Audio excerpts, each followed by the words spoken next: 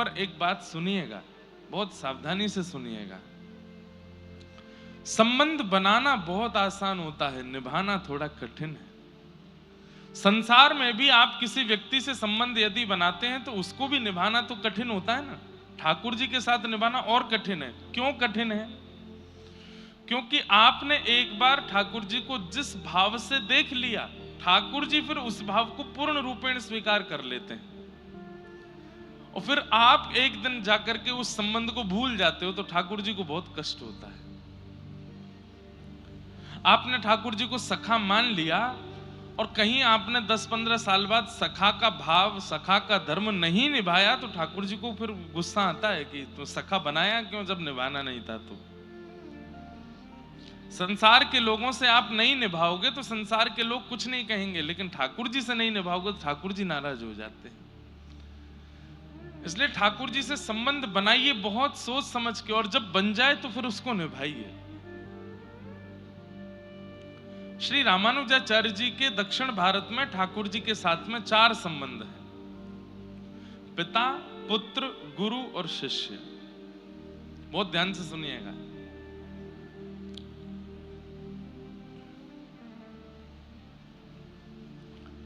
श्रीरंगम तमिलनाडु में, तिरुचिरापल्ली के पास में, तिरुचि के पास में, कावेरी नदी के दूसरे तट पर श्रीरंगम भगवान का मधुर स्थान है। आपने दर्शन किए होंगे। वहां पर ठाकुर जी रंगनाथ हैं, शेष शैया पर पौड़े हुए हैं ठाकुर जी, पौढ़ानाथ।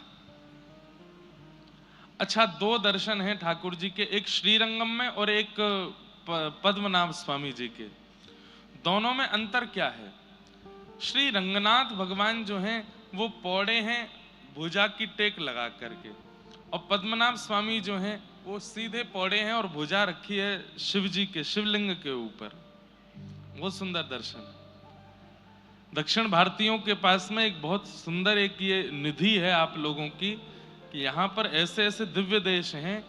और श्री रंगनाथ भगवान जो श्रीरंगम में विराजमान हैं, ये राम जी के इष्ट हैं। ये अयोध्या से आए हैं ठाकुर जी यहाँ पर। देवताओं के सेव्य ठाकुर जी थे रंगनाथ भगवान। सब लोग ध्यान से सुनिए। देवता इनकी पूजा करते थे। तब दशरथ जी ने किसी देवासुर संग्राम में देवताओं का साथ दिया, तो देवताओं ने प्रशंसा करके कहा, दशरथ जी आप चाहो तो कुछ मांग लीजिए। तो दशरथ जी ने कहा, देना चाहते हैं तो एक ही वस्तु दीजिए। बोले, क्या? आपके सेव्य ठाकुर जी हमको दे दो। तब श्री रंगनाथ भगवान देवताओं ने दशरथ जी को दिए और वही अयोध्या में विराजमान हो गए। जब लंका पर विजय करके, रावण के ऊपर विजय करके राम जी वापस लौट करके गए, तो विभीषण जी जब राज्याभिषेक में आए तो भगवान विभीषण से प्रसन्न होकर बोले, विभीषण कुछ मांगो, क्या चाहिए? तब विभीषण जी बोले, प्रभु आप अयोध्या में राज्याभिषेक करवा लिए, अब आप लंका में आके भी राज्याभिषेक करवा लो, वहां मुख्य अपना गद्दी विराजमान करो, लंका के अधिपति आप ही रहो। ठाकुर जी बोले, हम अयोध्या छोड़ करके तो नहीं जाएंगे। तो बोले, फिर मैं आपके दर्शन के बिना रह नहीं पाऊंगा, नित्य आपका दर्शन हो ऐसी कोई विधा दे दो। तब दृष्टि पड़ी रंगनाथ भगवान पर, तो विभीषण जी ने कहा, इनको हमें दे दो, ये आप जैसे ही हैं। ठाकुर जी बोले, ये हमारे सेव्य ठाकुर जी हैं, घर के ठाकुर जी हैं। बोले, नहीं नाथ, अब यही दे दो। तब भगवान ने कहा, ठीक है, इनको ले जाओ। रंगनाथ भगवान को लेकर के जैसे विभीषण दक्षिण लंका में जा रहा था, किसी समय कावेरी मैया को भगवान ने वरदान दिया था कि हम गंगा के तट पर विराज गए, यमुना के तट पर विराज गए, सरजू जी के तट पे आ गए। कावेरी ने कहा, मेरे तट पर कब आओगे? तब भगवान ने कहा, एक समय आएगा, हम तुम्हारे तट पर आएंगे। और जैसे ही विभीषण लंका की ओर लेके जा रहे थे ठाकुर जी को, उसी समय कावेरी के तट से जब निकले, विभीषण जी को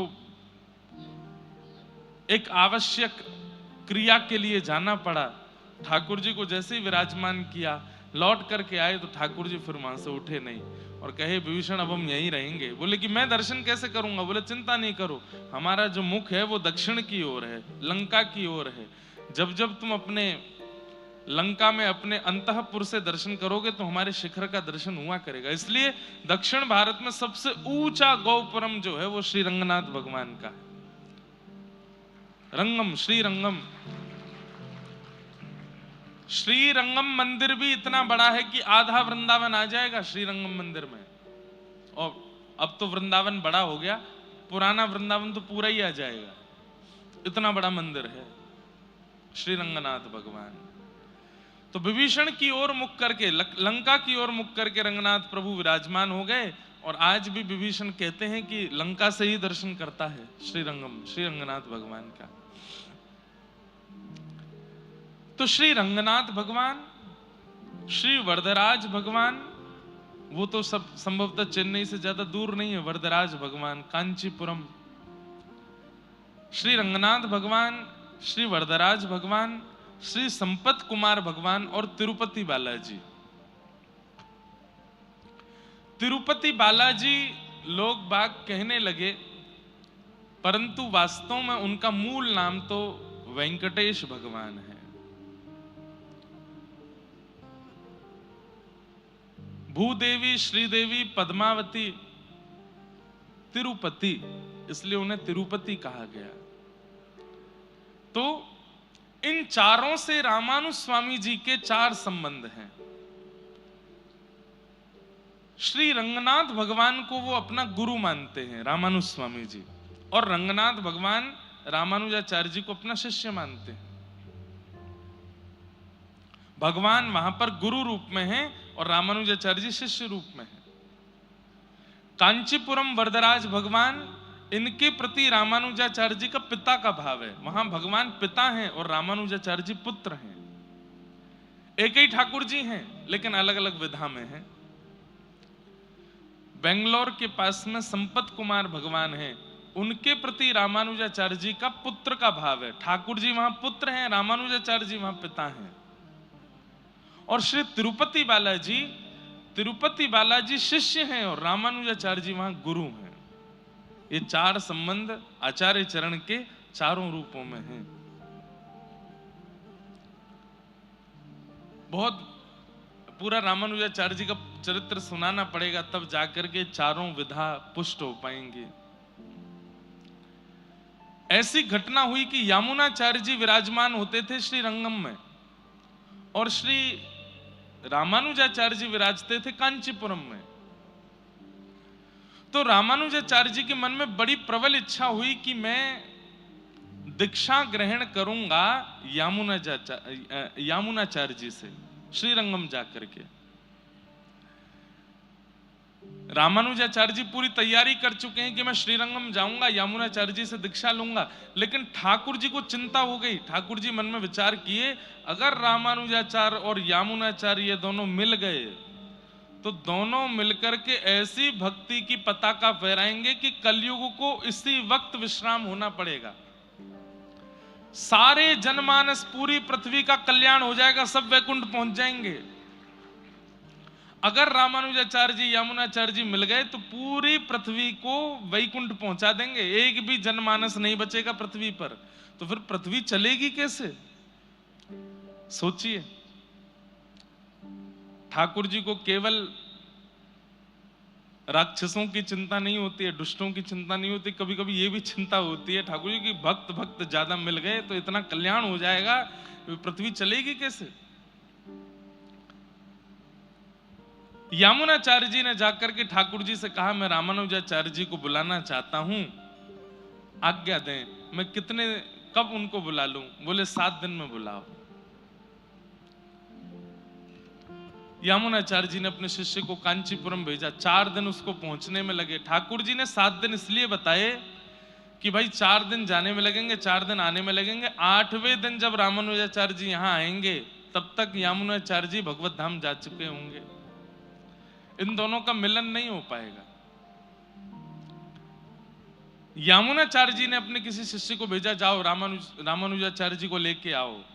कांचीपुरम से, तो पहुंचने में तो 4 दिन लगे, लेकिन रामानुजाचार्य जी इतने उत्सुक थे यमुनाचार्य जी से मिलने के लिए कि लौट के आने में उन्होंने 3 ही दिन लगाए, 4 दिन नहीं लगाए। तो ठाकुर जी इतने घबरा गए, बोले ये दोनों मिले ही जाएंगे।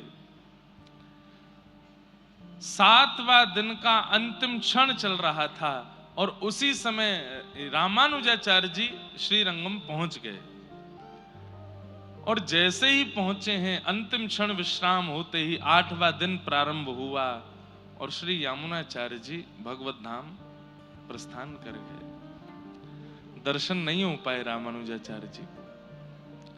इतना रोए रामानुजाचार्य जी कि मैं जिन गुरु के लिए तड़प रहा था, उनके अंतिम दर्शन हो रहे हैं मुझे, उनका साक्षात्कार नहीं कर पाया मैं। तब ऐसा कहते हैं कि यमुनाचार्य जी की जब पधारे तो उनकी हाथ ऐसा था, 3 उंगली उन्होंने बंद कर ली अपनी, उन 3 उंगलियों से 3 आज्ञा की उन्होंने, मानो रामानुजाचार्य जी को। तो रामानुजाचार्य जी ने तीनों आज्ञा बोल दी, तो यमुनाचार्य जी की एक एक उंगली अपने आप खुलती चली गई और बिना जीवित अवस्था के भी रामानुजाचार्य जी को सत्संग मिल गया यमुनाचार्य जी का। लेकिन रंगनाथ भगवान से इतने नाराज हो गए रामानुजाचार्य जी, बोले आपने मेरे गुरु को मुझसे छीन लिया, आपने मेरे गुरु को मुझे दर्शन नहीं करने दिया, अब मैं वचन देता हूं कि मैं श्रीरंगम कभी नहीं आऊंगा। और ऐसा कहकर के रामानुजाचार्य जी वहां से चले गए। अभी तो प्रसंग में थोड़ा सुना रहा हूं, कभी अवसर मिले तो आप YouTube पर जयपुर की भक्तमाल कथा सुनना इस वर्ष की। उसमें रामानुजाचार्य जी, श्रीमद् वल्लभाचार्य जी और श्री चैतन्य महाप्रभु, इन तीनों का चरित्र सुनाया यथामति जैसी गुरुदेव की आज्ञा। उसमें बहुत विस्तृत प्रसंग है इसका। रामानुजाचार्य जी चले गए। वर्षों बाद ठाकुर जी को इतनी याद आई रामानुजाचार्य जी की, उन्होंने शिष्यों से कहा रामानुजाचार्य जी को लेके आओ। तो बोले वो तो नहीं आएंगे, वो तो वरदराज भगवान की सेवा में हैं और वो वचन दे के गए कि मैं श्रीरंगम नहीं आऊंगा।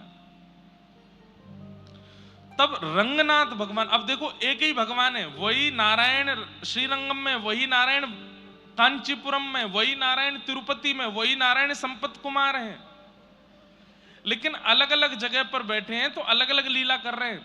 तो श्री रंगनाथ भगवान शिष्यों से कहते हैं कि तुम कांचीपुरम जाओ और कांचीपुरम में जो मेरा स्वरूप विराजमान है उसको संगीत बहुत प्रिय है। वहां के एक आचार्य हैं, उनके पुत्र बहुत अच्छा संगीत करते हैं, उनके द्वारा संगीत कराओ और संगीत का जब गायन वादन होगा तब मेरा वो स्वरूप प्रसन्न होकर के कहेगा वरदान मांगो, तब वरदान के रूप में रामानुजाचार्य जी को मांग के ले आना। तो श्रीरंगम से अद्भुत संगीत के पुरोधा एक गुरु के पुत्र गए और वहां कांचीपुरम में जाके उन्होंने इतना सुंदर संगीत गाया कि ठाकुर जी प्रसन्न होकर के बोले वरदान मांगो। बोले वरदान में आपके अति प्रिय रामानुजाचार्य जी को हमें दे दो। तब वरदराज भगवान ने रामानुजाचार्य जी को कहा कि मैंने वरदान में तुमको दिया है, अब तुम श्रीरंगम जाओ। तब आचार्य चरण श्रीरंगम आए, ठाकुर जी नृत्य करने लगे जब रामानुजाचार्य जी श्रीरंगम आए हैं। अद्भुत लीला है, अद्भुत कथा है। तो श्री रंगनाथ भगवान रामानुजाचार्य जी के गुरु हैं, वरदराज भगवान रामानुजाचार्य जी के पिता हैं, संपत कुमार भगवान रामानुजाचार्य जी के पुत्र हैं और तिरुपति बालाजी ये रामानुजाचार्य जी के शिष्य हैं। हमारे गुरु भाई हैं तिरुपति बालाजी। हम भी रामानुजी वैष्णव हैं, तो जब जाते हैं तो श्री तिरुपति बालाजी को प्रणाम करते कहते हैं गुरु भाई आप ठीक हैं, आनंद में हैं? क्यों? एक ही परंपरा है। तो ऐसा ये पूरा परंपरा और ऐसी ये पूरी पद्धति है, अद्भुत है। उसका अति विस्तार नहीं करूंगा, पर दक्षिण भारत के पास ये जो पृथ्वी के वैकुंठ हैं, आप लोगों को जाना चाहिए। हम तो बहुत दूर रहते हैं दक्षिण से, साल में एक बार आते हैं दर्शन करने के लिए, पर आप लोग यहीं रहते हो। आप लोगों के लिए तिरुपति बालाजी ही वृंदावन है, आप लोगों के लिए कांचीपुरम ही गोवर्धन है, आप लोगों के लिए पद्मनाभ स्वामी यही श्री यमुना जी हैं। ये संपूर्ण व्रजमंडल के रूप में ही आप यहाँ दिव्य देशों के दर्शन कर लिया करो। ये अद्भुत है। हम तो नहीं जा पाए, पर हमारी तरफ से कोई भी वेंकटेश भगवान को अगले 10 दिन 15 दिन के अंदर प्रणाम करे आना।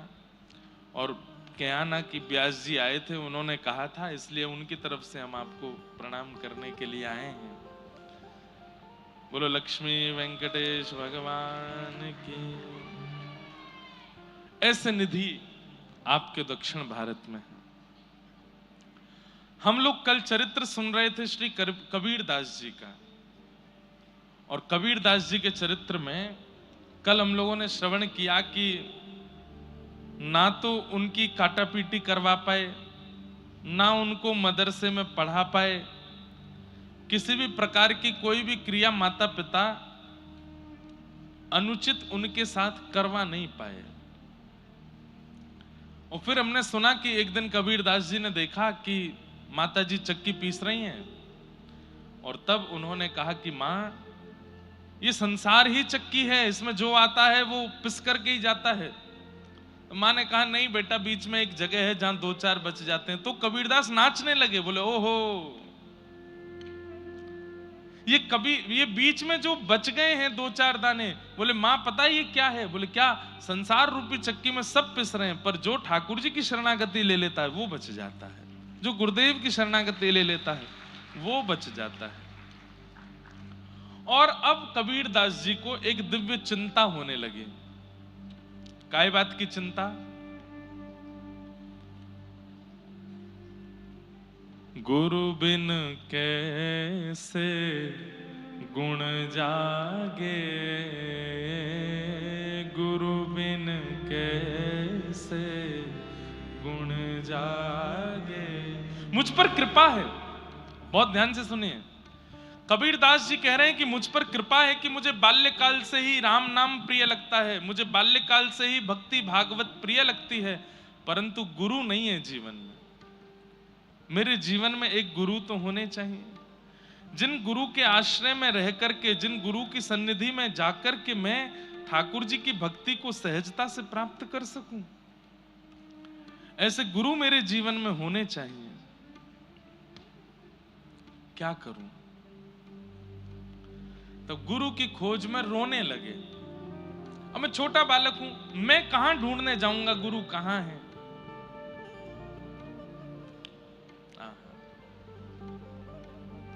बंधुओं, पहली बार जीवन में ऐसा हुआ है, ध्यान से सुनिए। हमेशा सुना गया कि गुरु की सन्निधि में गए हैं तब गुरु ने गोविंद के दर्शन कराए हैं, पर कबीर दास जी के साथ अद्भुत लीला हुई कि गोविंद ने आकर के गुरु का परिचय दिलाया है। गोविंद ने आकर के बताया कि तुम्हारे गुरु कौन है। कैसे? कबीर दास जी रोने लगे गुरु की याद में, और इतना रोने लगे, इतना रोने लगे। क्यों रो रहे हैं? आज मां ने डांटा कबीर को, क्यों?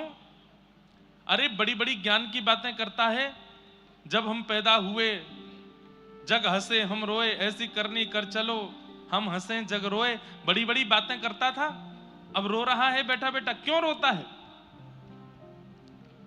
तब कबीर दास जी बोले इसलिए रो रहा हूं क्योंकि रोने से जिद पूरी होती है। मैं ठाकुर जी को अपने माता पिता मान करके उनसे रो रहा हूं।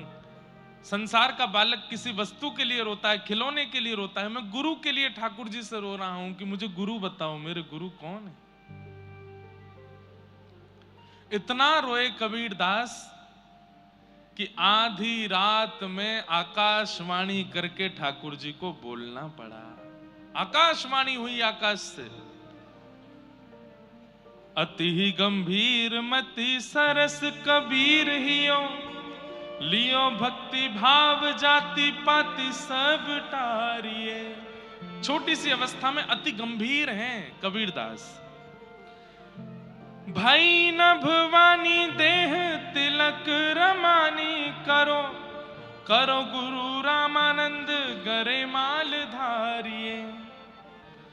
देखे नहीं मुख मेरो मानी के मले छमो को, जात नान गंगा कही मगतन डारिये।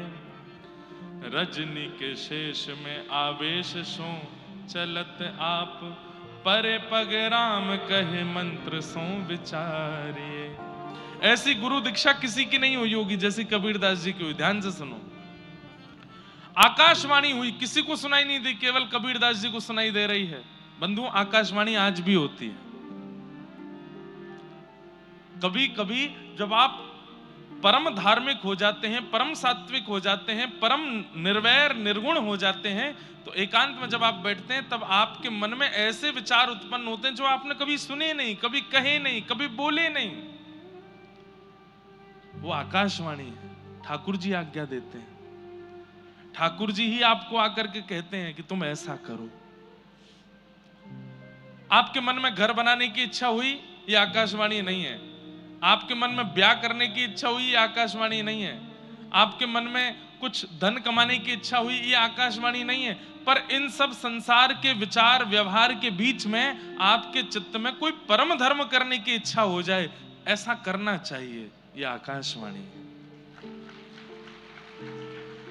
खूब धन हो गया, घर बना लिया, गाड़ी खरीद ली, प्रॉपर्टियां खरीद ली, दुकानें बना ली, ऑफिसेस बना लिए, लेकिन धन अभी भी बहुत है। तो मन में बात आई, चलो कहीं एक आश्रम बनाते हैं जहां संत सेवा हो सके। अपना नाम नहीं देंगे उसमें, अपने प्रचार के लिए धर्म का कार्य कर रहे हो, वो भी आकाशवाणी नहीं है।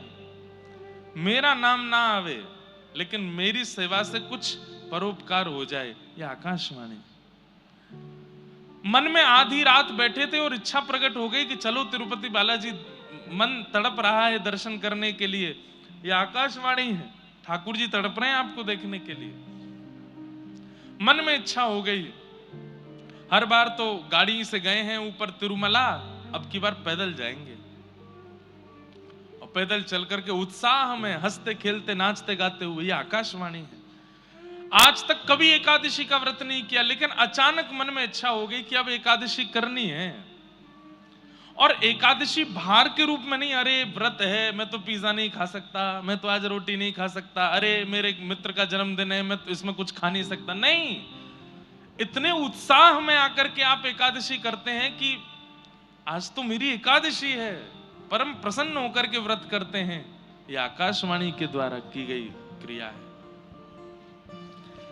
जीवन व्यतीत हो गया, अब इच्छा हो गई कि गुरु जीवन में आने चाहिए, और जिनकी वाणी, जिनका स्वरूप, जिनकी उपस्थिति से चित्त पवित्र हो रहा है, ऐसे किसी का चिंतन करके मन में भाव आ जाए कि इनसे दीक्षा चाहिए, यह आकाशवाणी है। आकाशवाणी मतलब क्या है? भगवान के प्रति जो प्रेरणा आपके चित्त में प्रकट होती है वो आकाशवाणी से होती है, ठाकुर जी की कृपा से होती है। आपकी मन की वाणी तो संसारी क्रिया कराती है, ये आकाशवाणी है, हरिवाणी है, जो आपको भगवत मार्ग की ओर ले जाती है। हम चेन्नई में रहते हैं, व्रज बहुत दूर है यहां से, बार बार नहीं जा सकते, तो क्या करें, अपने घर को ही व्रजमंडल बना लेते हैं, अपने घर को ही अष्ट सखियों की महल, अपने घर को ही श्री ठाकुर जी का निकुंज बना लेते हैं। प्रवेश करने से अंत तक ऐसा लगे कि ये व्रज का ही कोई गांव है, ऐसी भावना से घर का निर्माण कर दिया। ये आकाशवाणी। तो आकाशवाणी आज भी होती है। भगवत कार्यों के प्रति जो आपके चित्त में प्रेरणा जागृत होती है वो आकाशवाणी से ही होती है। आकाशवाणी करके केवल कबीरदास जी को बता दिया, क्या बताया? भई नभवानी देह तिलक रामानी, करो करो गुरु रामानंद गरिमाल धारिये। आकाशवाणी हो गई। बोले ए कबीर रो नहीं, तुम्हारे गुरु मिल गए हैं। बोले कौन है मेरे गुरु? बोले काशी में विराजमान श्री रामानंदाचार्य जी महाराज, यही तुम्हारे गुरु हैं। रामानंदाचार्य जी का नाम सुनते ही कबीरदास जी घबरा गए। बोले अरे रामानंदाचार्य जी तो म्लेच्छों का मुख भी नहीं देखते, पूरे काशी में हल्ला यही है कि मैं म्लेच्छ हूं, मेरे माता पिता म्लेच्छ हैं, वो तो म्लेच्छों का मुख भी नहीं देखते हैं, फिर मेरी दीक्षा कैसे होगी उनसे? अब देखो आकाशवाणी एक एक क्रिया बता रही है। क्या? बोले भई नभवानी दे तिलक रमानी। बोले तुम एक काम करो। बोले क्या? अपने अंग पर तिलक धारण करो, सिर पर रामानंदी तिलक धारण करो, 12 तिलक अंग पे धारण करो, और क्या करो, गरे माला धारिये, गले में कंठी माला पहन लो, तिलक धारण कर लो और श्री रामानंदाचार्य जी के पास चले जाओ। बोले देख नहीं मुख मेरो मानिके मिलेच्छ मोको, मेरा मुख नहीं देखेंगे वो मिलेच्छ जान के। जात नान गंगा कही मन तने डारिये, अरे वो किसी मिलेच्छ का मुख देख भी लेते हैं तो तुरंत गंगा स्नान करने जाते हैं, वो मुझे दीक्षा कैसे देंगे। तब आकाशवाणी कहती है ध्यान से सुनो कबीर, क्या करना है। रजनी के शेष में आवेश सो चलत आप, कहीं भोर होकर के म्लेच्छों का मुख ना देखना पड़ जाए, इसलिए रामानंदाचार्य जी आधी रात में गंगा स्नान करने जाते हैं। ध्यान से सुनिएगा, आकाशवाणी बता रही है, बोले ऋषि रामानंदाचार्य जी आधी रात में गंगा स्नान करने जाते हैं, लगभग 2-3 बजे गंगा स्नान करने जाते हैं कि कहीं किसी म्लेच्छ का मुख ना देखना पड़ जाए। बंधुओं, भारत पर अंग्रेजों ने शासन किया, अंग्रेजों से पहले मुसलमानों ने शासन किया, मुसलमानों से भी पहले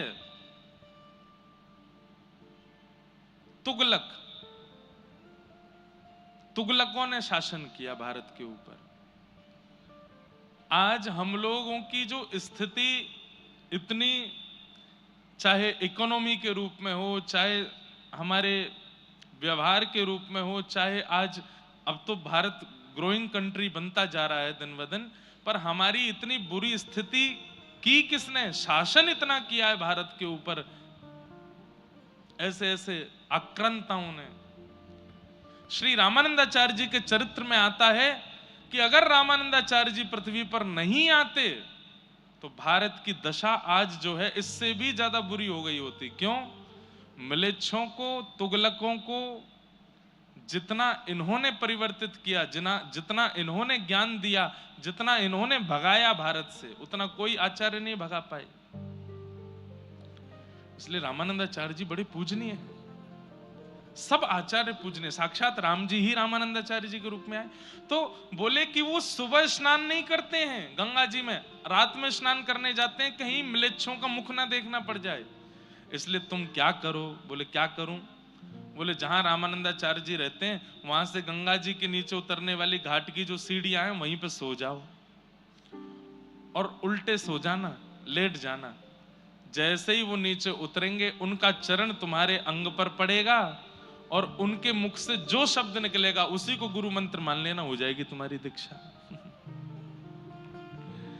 रजनी के शेष में आवेश सो चलत आप, पैर पग राम कही मंत्र सो विचारी है।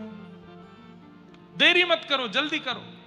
आधी रात का समय, तुरंत श्री कबीरदास जी ने स्नान किया, 12 तिलक अपने अंग पर धारण किए, गले में कंठी माला पहन ली, जो गुरु प्रदान करते हैं वो अपने आप धारण कर लिया। पहुंच गए पंचगंगा घाट, जहां श्री रामानंदाचार्य जी निवास करते थे, और जहां से घाट के लिए नीचे सीढ़ियां जाती हैं वहीं जाकर के लेट गए। सीधे नहीं लेटे, पट्ट लेटे, उल्टे लेटे। क्यों? मेरा मुख देखेंगे तो कहीं म्लेच्छ जान करके अपशब्द ना बोल दें, इसलिए मुख नहीं दिखाऊंगा। लेट गए। रामानंदाचार्य जी निकले और बड़ी तीव्रता से जाते थे कि कहीं मैं स्नान करके लौटाऊं, इस बीच में कोई म्लेच्छ ना आ जाए। और जैसे ही रामानंदाचार्य जी सीढ़ियों से उतरने लगे, इतने में ही चरण पड़ा, और कबीरदास जी के ऊपर जैसे ही चरण पड़ा, रामानंदाचार्य जी को लगा पता नहीं कौन आ गया नीचे। जोर से उछल करके चिल्लाने लगे, राम राम राम राम राम राम राम राम। तुरंत कबीरदास जी ने प्रणाम किया और सुन करके मधुर वाणी अपने गुरुदेव को चुपके से देख करके वहां से भागे, नाचने लगे, नृत्य करने लगे, नेत्रों से अविरल अश्रुधार बहाने लगे। पायो जी मैंने राम रतन धन पायो जी। ये पद तो मीराबाई का है, पर कबीरदास जी की जो स्थिति है उसमें फिट हो रहा है, इसलिए मैं गा रहा हूं। पायो जी मैंने राम रतन धन पायो जी मैंने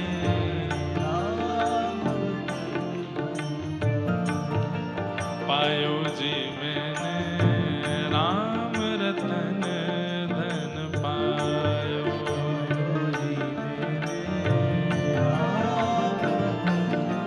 राम राम राम राम राम राम कहते कहते पूरे काशी में भ्रमण कर रहे हैं।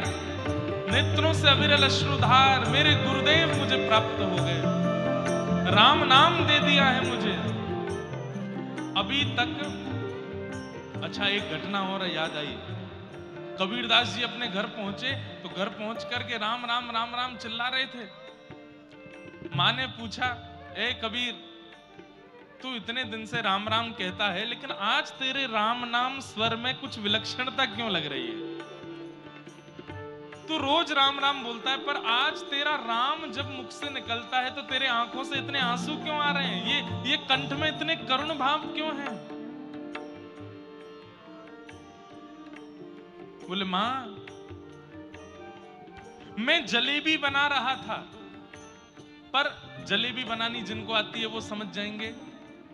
उसको केवल तल रहा था, लेकिन पाकर के देखता था तो जलेबी तो है, तली हुई तो है, फूली हुई तो है, पर उसमें रस नहीं था, क्योंकि चाशनी में नहीं डाली थी। ये चाशनी कौन है? बोले, कृष्ण नाम, राम नाम, ये सब जलेबियां हैं। हम बिना गुरु के जब इसका उच्चारण करते हैं तो समझो वो तली भुनी तो है, लेकिन जब गुरु हमारे कान में मंत्र बोल देते हैं तो मानो जैसे उस नाम में चाशनी घुल जाती है, उसमें स्वाद आ जाता है। आज गुरुदेव ने नाम सुना दिया है तो अब राम नाम चाशनी बन गई है। मां, अब जितनी बार उच्चारण करना हूं उतनी बार धनुर्धारी राघवेंद्र सरकार मेरे सामने प्रकट हो रहे हैं। मां, मैं क्या बताऊं? वस्तु अमोलक दई मेरे सद्गुरु,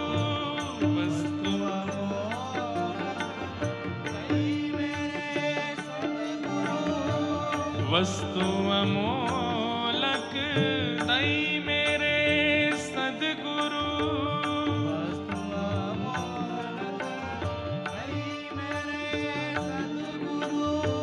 कृपा कर अपनायो, कृपा कर पायो जी मैंने राम रतन धन पायो, पायो जी मैंने पायो जी मैंने राम रतन धन पायो, पायो जी मैंने राम।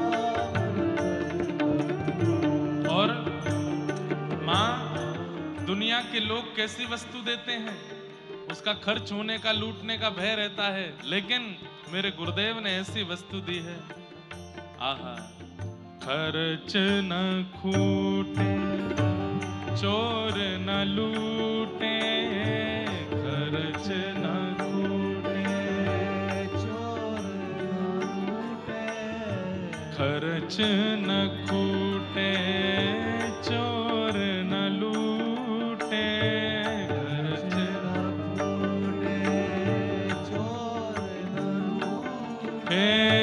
दिन दिन बढ़त सवायो, दिन दिन बढ़त सवायो। हे मीरा के प्रभु गिरधर नागर, मीरा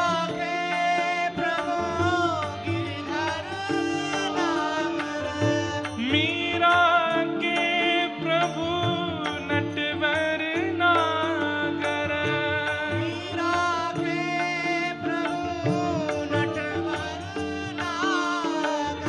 हरस हरस जस गायो, हरस हरस जस गायो, पायो जी मैंने राम रतन धन पायो,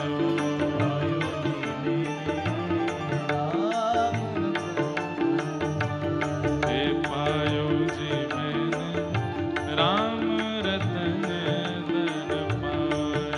पायो जी मैंने राम रतन वस्तु अमोलक दई मेरे सद्गुरु, वस्तु अमोलक दई मेरे सद्गुरु,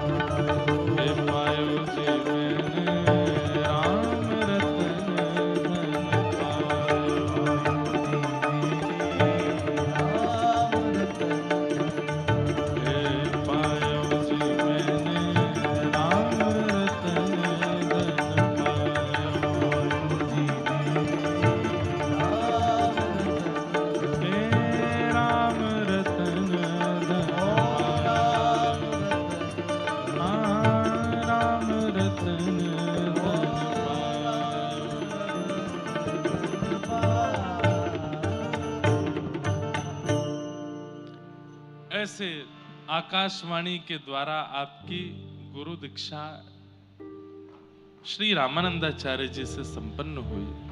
बंधुओं, श्री कबीरदास जी अब तो तिलक धारण कर लिए, गले में कंठी माला पहन लिए, अब तो प्रेम से राम नाम और ऊंचे स्वर में गाते थे, खूब भाव से भजन करते थे। एक बार एक राजा, ये मुगल शासन के तुगलक राजा आदि, तुर्की के राजा आदि, ये सब लोग भारत में आते थे क्योंकि यहाँ बड़े बड़े सिद्ध संत रहते थे, और वो सिद्ध संत अपने भजन के प्रताप से करते तो वो भजन का प्रताप ही थे, लेकिन वो इन लोगों को चमत्कार लगता था।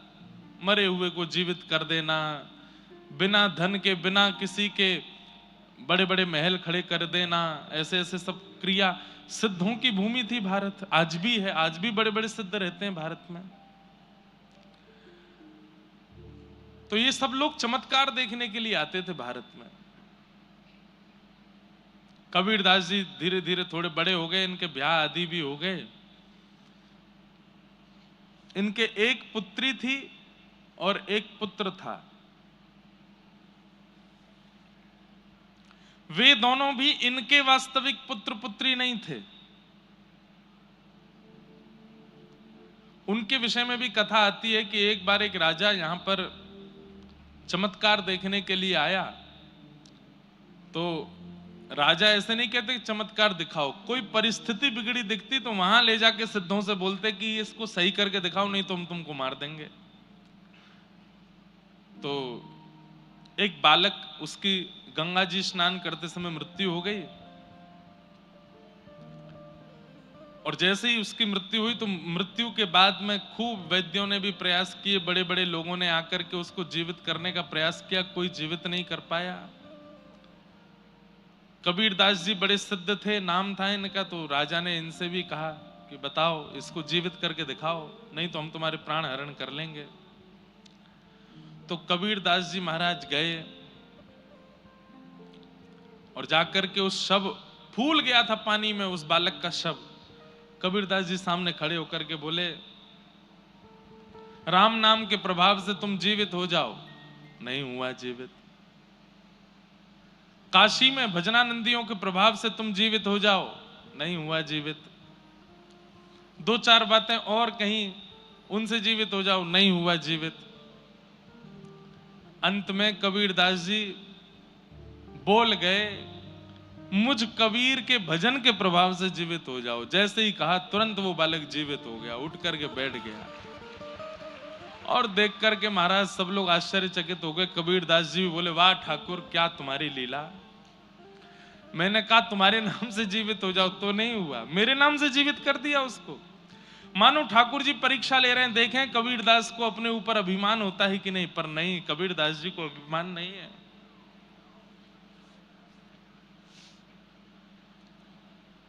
आहा,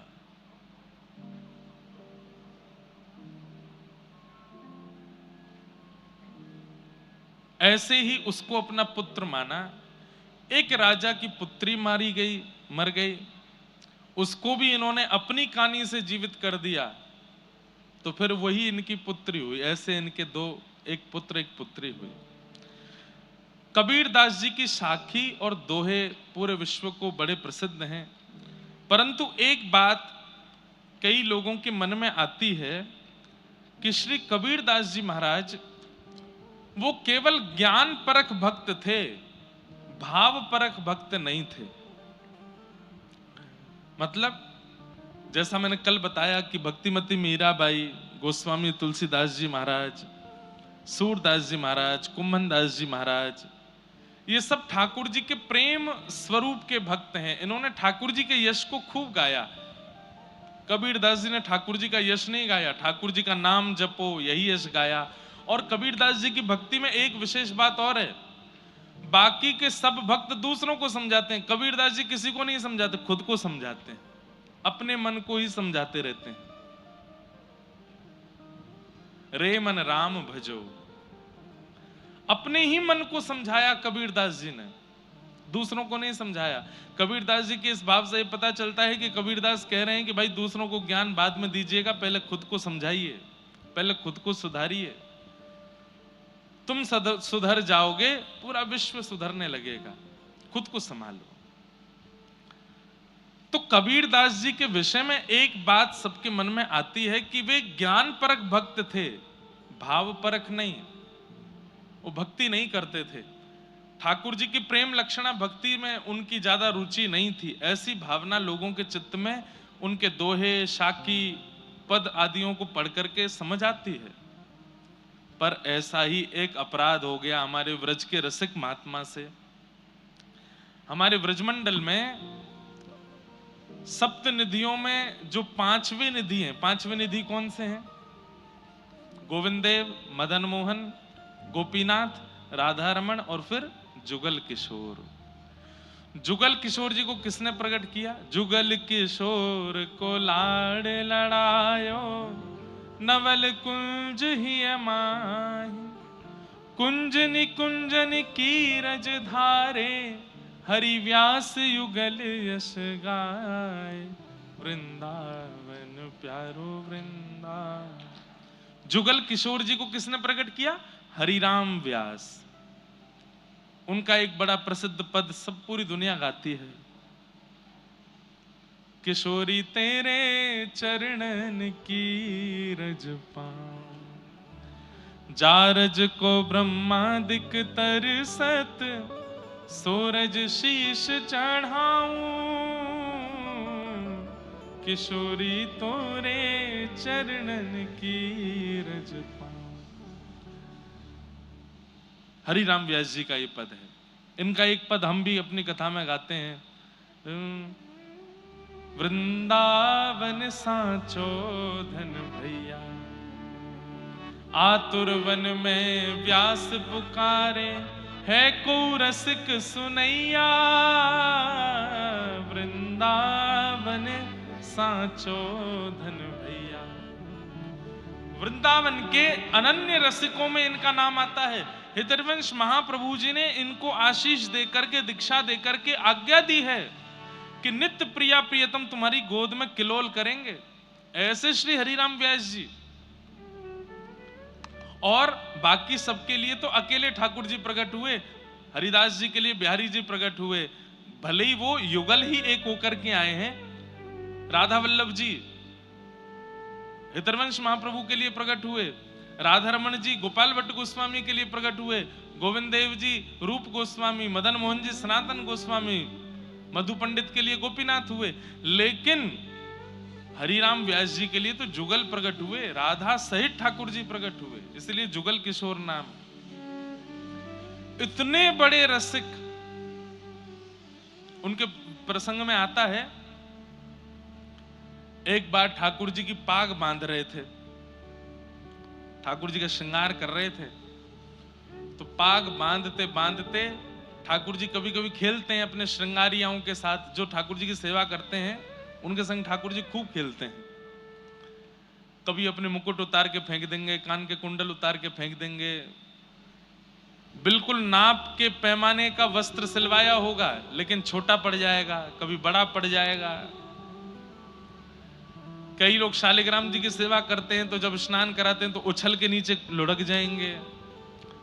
लड्डू गोपाल जी स्नान करते करते 3-4 बार लुढ़क जाएंगे। खूब खेलते हैं ठाकुर जी। तो हरिराम व्यास जी के संग ठाकुर जी खेल रहे थे। कैसे? वो पाग बांधे और जैसे पाग बांध करके पाग के ऊपर सिरपेच लगाने के लिए नीचे सिरपेच उठावे, इतने में क्या देखें कि पाग ढीली हो गई, पूरी मुंह पे आ गई, नीचे गिर गई। 1 बार 2 बार 3 बार 4 बार 6-7 बार जब पाग बांध दी और बार बार खुलने लगी तो हरिराम व्यास जी बोले ये पाग पहननी नहीं है, शायद इनको दूसरी लाता हूं। दूसरी पहनाई तो वो भी उतार दी। तीसरी पाग लाए और जब तीसरी पाग बांधी तो किसी ने बाहर से आवाज लगाई, बोले जल्दी दर्शन खोलो, इतने सारे दर्शनार्थी खड़े। तो हरिराम व्यास जी बोले जय जय, बहुत देर रह गई है, सुबह तक मैं पाग बांधवे में लगाऊं ना, जल्दी तैयार रह जाओ, बाहर सबन को दर्शन करने। पाग बांधी, ठाकुर जी ने अब की बार भी पाग उतार दी। तो इतना गुस्सा आया हरिराम व्यास जी को, वो उधरी हुई पागई छोड़ दी मुंह पे, बोले ऐसे खड़े रहो, अब ऐसे ही दर्शन दे दूंगा सबको।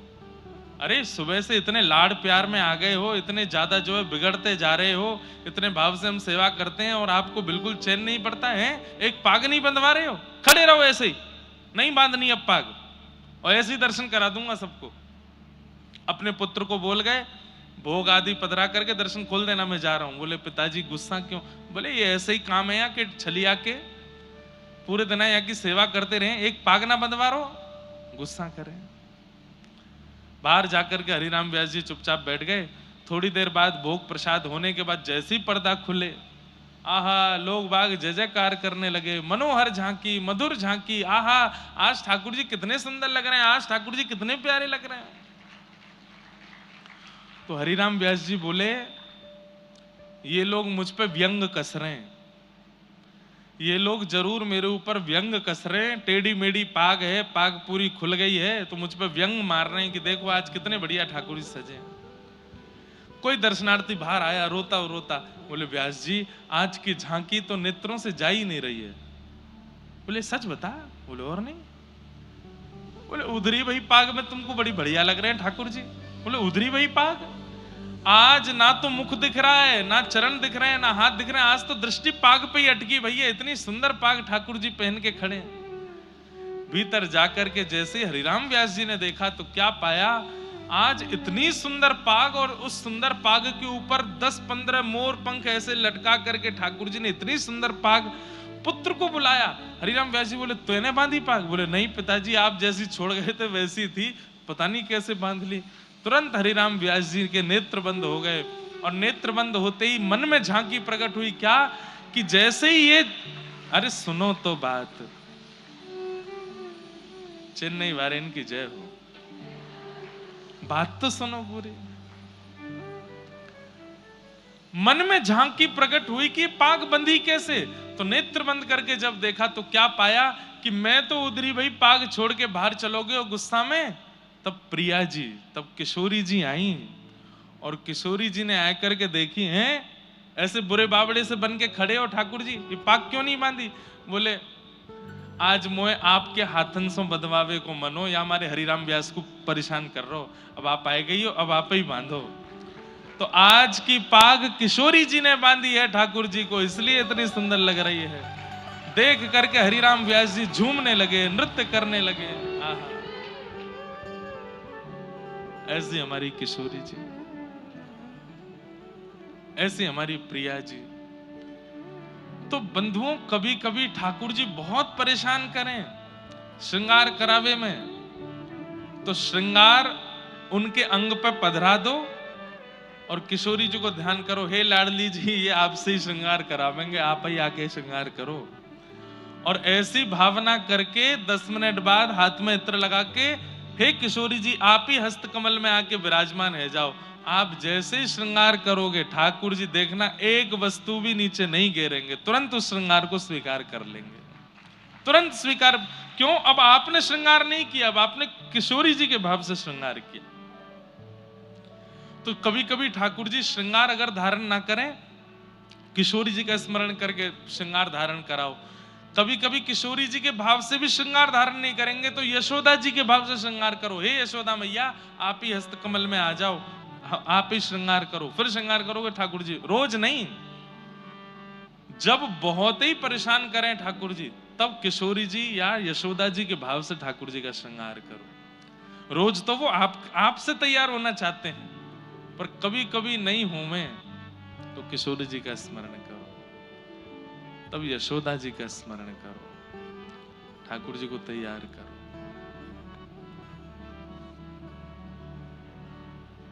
तो हरिराम व्यास जी इतने बड़े रसिक संत। एक बार एक सभा में भक्तों की चर्चा हो रही थी, तो किसी ने कबीरदास जी का नाम लिया। कबीरदास जी के भगवत धाम गमन के बहुत वर्षों बाद हुए हरिराम व्यास जी। तो जब सभा में कबीरदास जी का नाम हुआ, तो हरिराम व्यास जी उठ करके बोले, भैया देखो एक हमारी बात सुनो।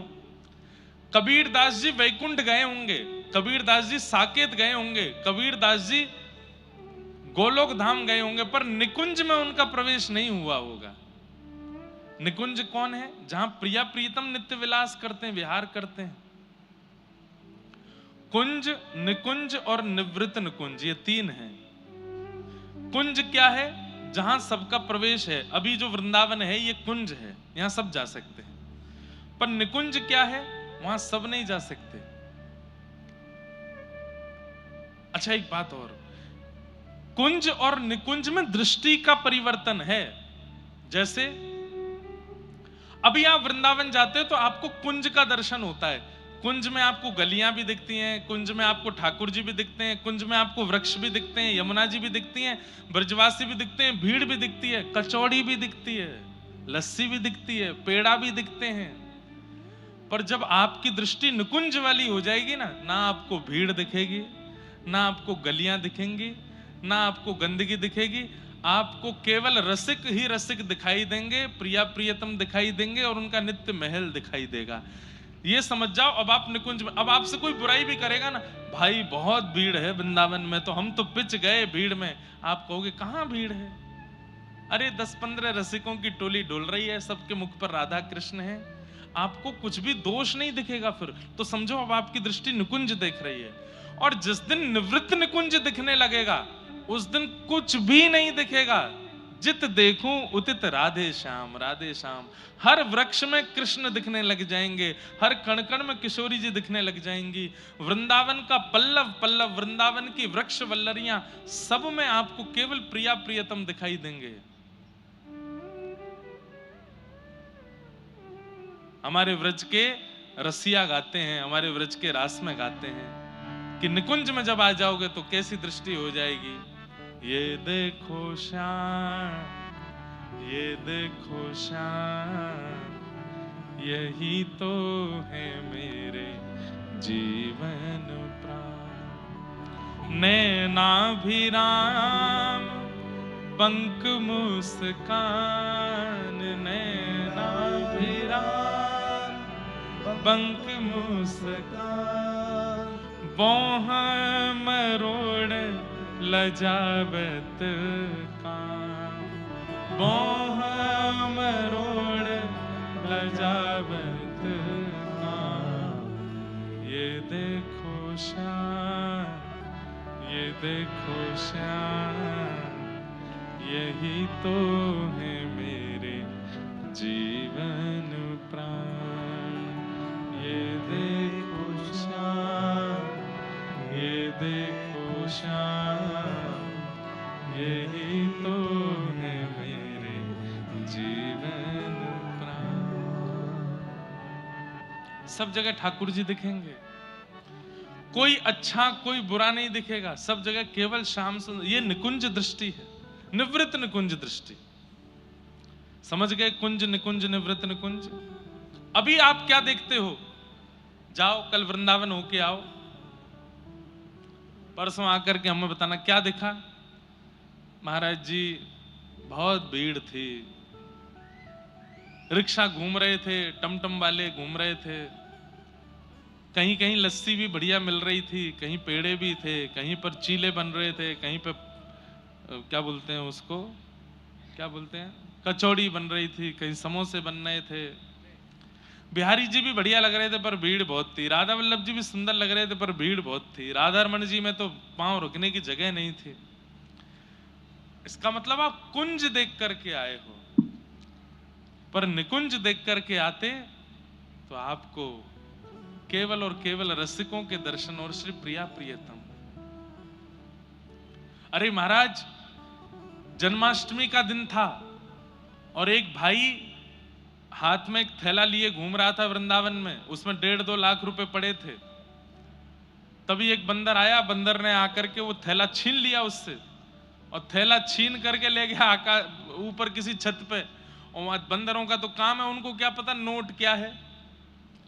बंदर ने वो थैला वेला फाड़ के सारे नोट निकाले और सब ऐसे ऐसे करके उछालने लगे। वहां भीड़ लग गई नीचे महाराज लोगों की, 500-500 के नोट लोग लूट लूट के ले जा रहे, बंदर लुटा रहा ऊपर से। और जिस व्यक्ति का वो बैग लुटा था वो नाच रहा था, किसी ने उससे कहा भाई तेरा इतने 1.5-2 लाख रुपए उड़ा दिए, तू नाच रहा है। बोले आज जन्माष्टमी है, मैं तो कंजूसी कर रहा था बांटने में, ठाकुर जी ही आए हैं और आकर के देखो पूरी बधाई लुटा रहे हैं। ये क्या है? निकुंज दर्शन। अब उसकी दृष्टि में वो बंदर नहीं है, उसकी दृष्टि में वो 1.5 लाख बर्बादी नहीं है। उसकी दृष्टि में क्या है? बोले आज जन्माष्टमी है, मैं तो कंजूसी कर रहा था बांटने में, ठाकुर जी ने ही योजना बना करके लुटवा दिए सबरे, बधाई हो कह करके नाचने लगा। ये निकुंज दर्शन है। और निभृत निकुंज कैसा होता है? निभृत निकुंज में तो आपको मंदिर भी नहीं जाना पड़ता, जहां बैठोगे वहीं नेत्र बंद करके आपको अनुभव हो जाएगा। आज बिहारी जी ने नीली पोशाक पहनी है, आज सिर पर टेढ़ी पाग धारण करी है, उस पर मोंगरा सुंदर सुशोभित हो रहा है।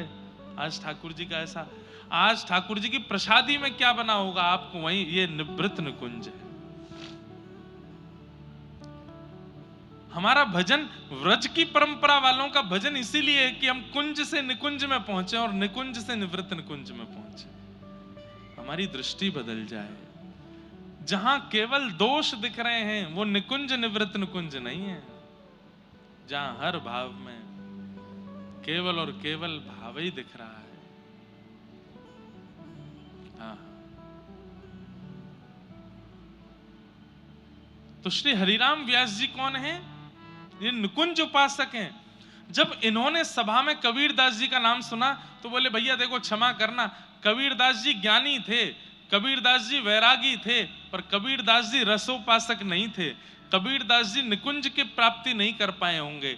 कबीरदास जी को वैकुंठ मिला होगा, साकेत मिला होगा, लेकिन ठाकुर जी का निवृत्त निकुंज नहीं मिला होगा। इस बात को जैसे ही इन्होंने बोला तो हरिराम व्यास जी को नित्य नेत्र बंद करके ठाकुर जी के युगल सरकार का दर्शन होता था। आज जब रात्रि में नेत्र बंद करके बैठे तो युगल सरकार नहीं दिखे। मन में विचार किया ठाकुर जी व्यस्त हैं इसलिए नहीं दिख रहे। अगले दिन सुबह फिर चिंतन किया, फिर नहीं दिखे। 4-5 दिन तक ठाकुर जी का अनुभव नहीं हुआ तो ये रोते बिलखते हुए श्री हितरवंश महाप्रभु के पास गए और जाकर के बोले कि मुझे ठाकुर जी का अनुभव नहीं हो रहा है। तब हरिवंश महाप्रभु ने कहा निश्चित ही तुमने कोई किसी भक्त का अपराध किया है। तब किसी ने बताया, बोले आप 5 दिन पहले एक सभा में कबीरदास जी के लिए कह रहे थे कि उनको निकुंज नहीं मिला। अरे भैया अभी इसी वक्त जाओ, जमुना जी में स्नान करके कबीरदास जी का चिंतन करके उनको प्रणाम करो। हरिराम व्यास जी तुरंत गए, यमुना स्नान करके और श्री कबीरदास जी का स्मरण किया और स्मरण करके फिर उन्होंने कबीरदास जी को वंदन करते हुए उन पर पद लिखा। क्या लिखा? आहा, कली में सांचो भक्त कबीर, कली में सांचो भक्त कबीर, कली में सांचो भक्त कबीर, कली में सांचो भक्त कबीर, हे कली में सांचो भक्त कबीर, कली में सांचो भक्त कबीर। जब ते हरि चरणन रति उपजी, जब ते हरि चरणन रति उपजी, तब ते पुण्यो न चीर, तब ते पुण्यो न चीर, कली में सांचो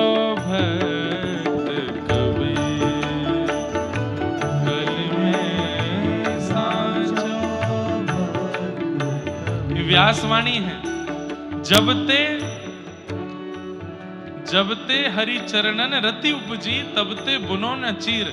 इनके माता पिता कपड़े बुनते थे।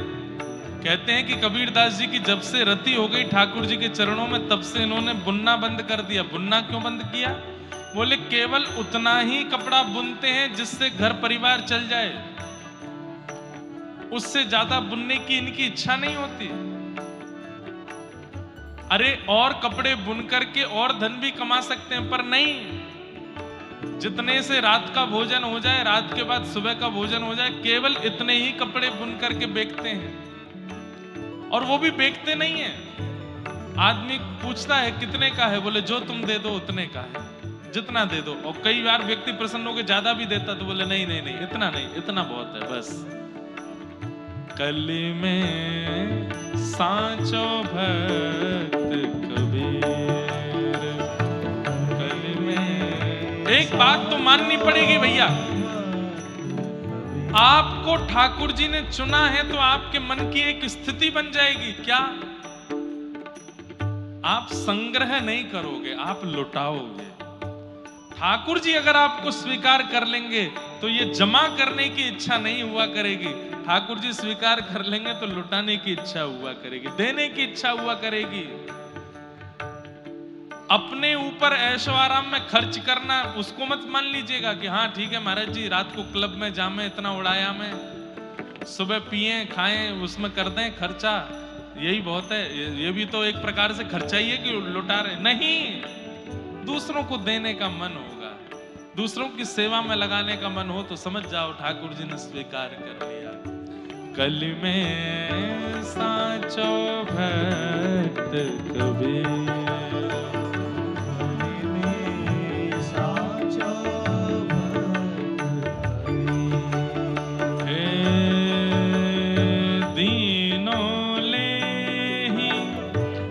जांचे काहू दीनों ले न जांचे काहू। कोई अगर धन देता है कबीरदास जी तो कबीरदास उसके मुख की ओर देखते हुए लेते हैं और लेकर के सीधा अपने आसन के नीचे रख लेते हैं, देखते नहीं है कि कितना दिया है। दीनों ले ही न जांचे काहू,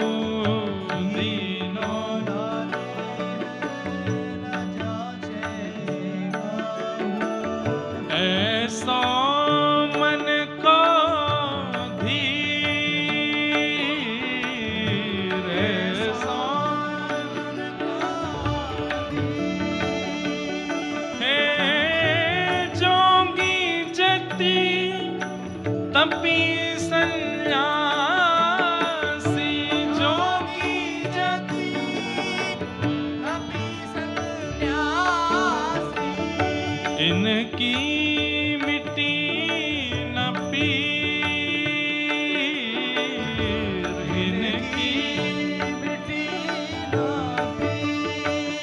कली में सांचो भक्त कबीर, कली में सांचो भक्त कबीर, कली में सांचो भक्त कबीर, सांचो। और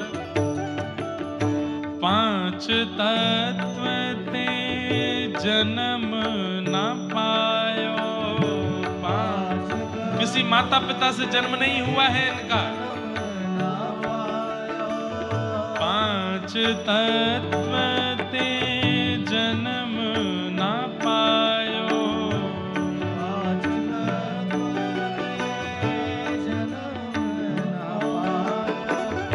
काल न ग्रस्यो शरीर,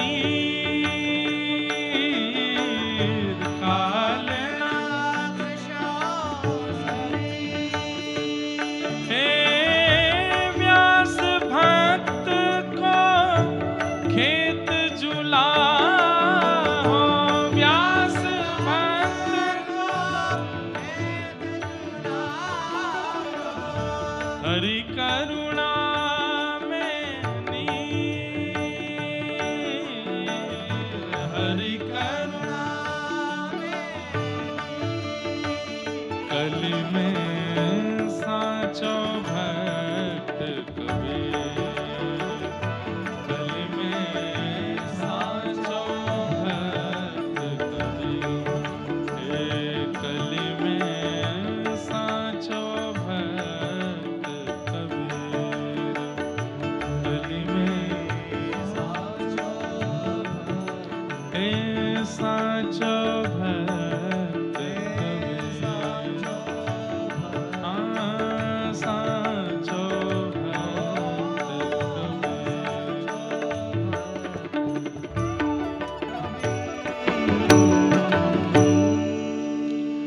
यमुना जी के तट पर बैठ करके हरिराम व्यास जी ने जब ये पद गाया, पद विश्राम होते ही नेत्र बंद किए, नेत्र खोल के देखा तो श्री यमुना जी से कबीर दास जी प्रकट हो गए।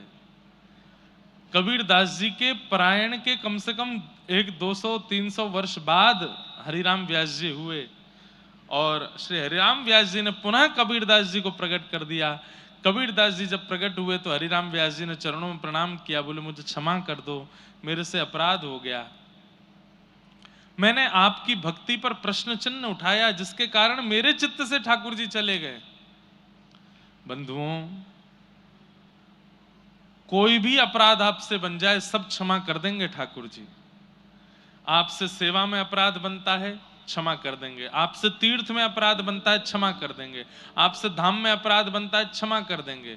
आप किसी से ऊंची आवाज में बोल जाते हो, क्षमा कर देंगे। किसी पर दया नहीं करते, क्षमा कर देंगे। लेकिन कहीं आपने अगर भगवान के भक्तों का अगर अपराध किया तो ठाकुर जी क्षमा नहीं करते। और भक्त अपराध कैसे होता है? किसी की भक्ति देख करके आपने उसका मजाक उड़ाया, बने घूमते हैं भक्त, पाखंडी से लगते हैं, बस हो गया भक्त अपराध। आपने उसको रोका टोका, ये भी भक्त अपराध है। आपने किसी 4 लोगों के बीच में जाके उसकी बुराई की, ये भी भक्त अपराध है। और इतना ही नहीं, आपने ना रोका टोका ना किसी से बोला, मन में सोच लिया। ये जो व्यास जी कथा सुनाने आए थे ना, ये ऐसे ही हैं, ज्यादा विशेष नहीं है, ये भी भक्त अपराध। मनसा वाचा कर्मणा, तीनों प्रकार से आप भक्त अपराध करते हैं। हमारे बारे में तो यही सोचना ये ऐसे ही है, हम अपने लिए नहीं बोल रहे हैं, हम आपसे एक बात बता रहे हैं। ये भक्त अपराध आपने किया, आप अपनी भक्ति में उसी दिन से गिरावट की ओर चलने लग जाओगे, आपकी भक्ति क्षीण होने लगेगी। फिर भक्ति में गिरावट में सबसे पहले क्या आता है? सेवा में आलस। सेवा करने जाना, अरे यार अभी नहीं कर रहे, हम नहीं कर रहे, तुम कर दो, देख लो, तुम ही देख लो, ठीक है चंदन घिसो लगाओ, हम देख लेंगे, दर्शन कर लेंगे, तुम ही कर दो। ये भक्त अपराध का पहला स्वरूप है। भक्त अपराध जब आपसे हो जाता है तो सेवा में आलस्य आने लगता है। भक्त अपराध जब आपसे बन जाता है तो तिलकधारी, शिखाधारी, धोतीधारी, उनको प्रणाम करने में संकोच आने लगता है। ये भक्त अपराध लगने के बाद ऐसी स्थिति बन जाती है। फिर तीसरा, भक्त तो भक्त, भगवान को भी दंडोत करने में फिर शर्म आने लगती है। अब ठीक है, ये ऐसी यही प्रणाम ठीक है, कहाँ लेटो झुको, लेट के प्रणाम करो फिर उठो, इतनी ताकत नहीं बची अब में। हाँ, शरीर से कोई व्यक्ति दुर्बल है उसके लिए बात नहीं, पर शरीर से हिष्ट पुष्ट है तब भी प्रणाम करने में आलस आ रहा है। और चौथा भक्त अपराध जब आपको लगता है तब क्या होता है? प्रसाद के प्रति अवहेलना। अच्छा नहीं बना है, मंदिर में जो लड्डू बनता है, भोग बनता है, इसमें सुख नहीं मिल रहा है, अच्छा नहीं है, स्वाद नहीं है, ये भक्त अपराध से होता है। फिर ग्रंथों की अवहेलना, बोले सारे ग्रंथ किसी और ने लिख दिए, इनसे कोई भगवत प्राप्ति आदि नहीं होती। ये सारे भक्त अपराध करने के बाद में मन की स्थितियां बनने लगती हैं। इसलिए भैया वैष्णव अपराध मत करना।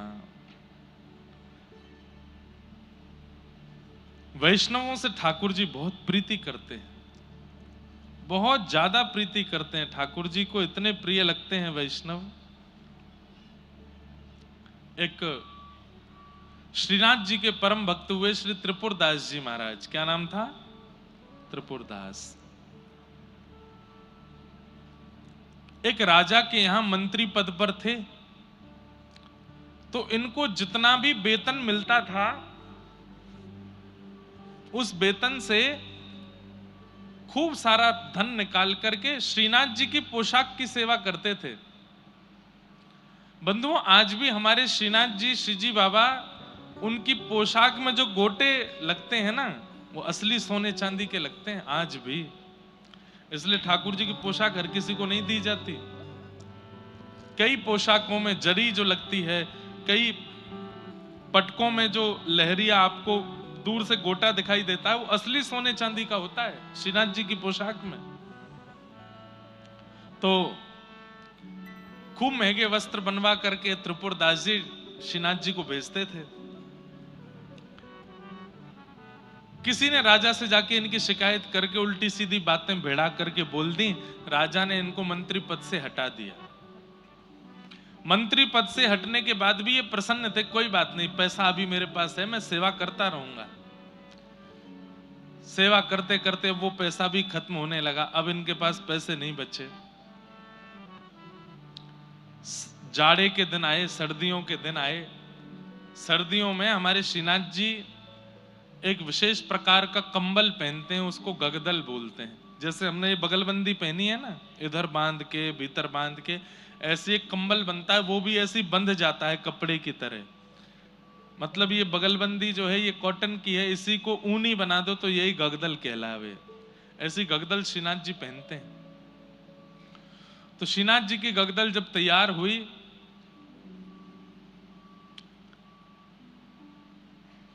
ठाकुर जी को धारण जब कराई गई, तो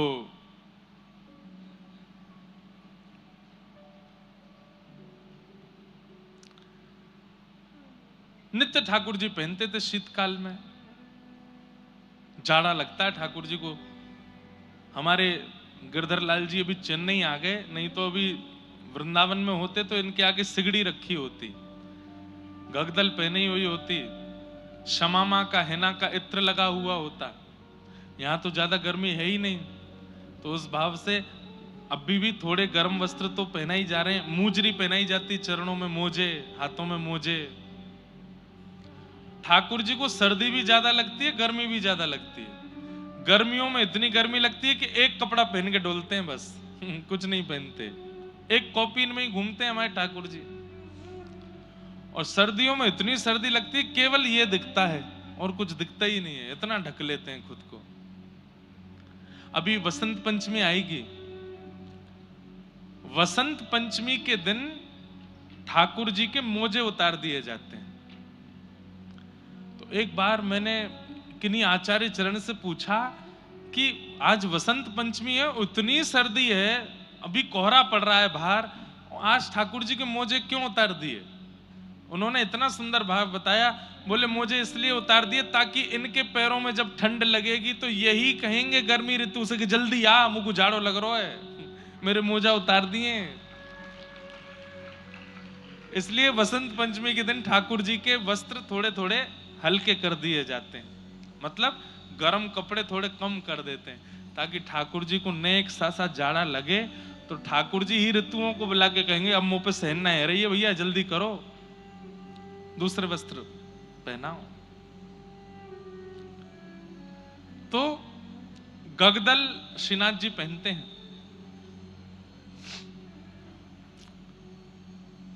त्रिपुदास जी को सेवा से निकाल दिया गया और सेवा निवृत्त करके उनको घर में छोड़ दिया। तो धीरे धीरे पैसे खत्म हो गए। बढ़िया साटन के कपड़े, बढ़िया ऊनी कपड़े तो धन से आते हैं, अब इतना धन है उन पे है नहीं। तो उन्होंने मन में विचार किया कि श्रीनाथ जी कपड़े की क्वालिटी नहीं देखते, वो तो भक्त का भाव देखते हैं। तो 1-2 रुपया का ही कपड़ा, जो सामान्य सा कपड़ा था, उसमें रुई भी नहीं थी, वो ऊनी भी नहीं था, केवल मेरा नियम पूरा हो जाए कि कपड़े भेजने हैं मुझे, तो एक सामान्य सा कपड़ा, टेरिकोट का बिल्कुल सस्ता मद्दा सा कपड़ा लेकर के, और बोले श्री जी बाबा मुझ पर ज्यादा धन बचे नहीं है, पर मुझे रोज नियम तो पूरा करना है, तो मैं कपड़ा भिजवा दे रहा हूं, आप इसको किसी भी रूप में स्वीकार करना। अब पुजारी जी के पास तो बहुत सारे सामान लेके आते हैं लोग, घी है, तेल है, लड्डू है, मेवा है, सब है। अब जो अच्छा अच्छा होता है पुजारी जी भीतर धर लेते हैं, जो ऐसे ही होते हैं वो सब में बंटवा देते हैं। तो पुजारी जी ने सारे सामान अच्छे अच्छे इधर उधर किए, और वो सामान्य सा कपड़ा था टेरिकोट का, उसको ऐसे कर दिया, बोले इसको ऐसे रखो, कहीं पोंछा वोछा में काम आ जाएगा। रात्रि का समय, ठाकुर जी को इत्र लगा करके कंबल उड़ाए, कंबल उड़ा करके सिगड़ी रखी, सिगड़ी रख के आरती करके शयन करा दिए। सुबह मंगला में जैसे ही गुसाई जी आए और जैसे ही मंगला का द्वार खोला, सामने सिगड़ी पधराई, तो क्या देखी, cut cut cut cut cut cut cut cut जोर से आवाज आ रही है। तो क्या देखा, ठाकुर जी के दांत बज रहे हैं जोर से, और ठाकुर जी ऐसे कांप रहे हैं, आंखें बिल्कुल लाल पड़ गई हैं, नाक बह रही है श्रीनाथ जी की। गोसाई जी बोले जय जय, इतनो जाड़ो लग रहो। बोले मुझको बहुत जाड़ो लग रहा है, जल्दी लाओ।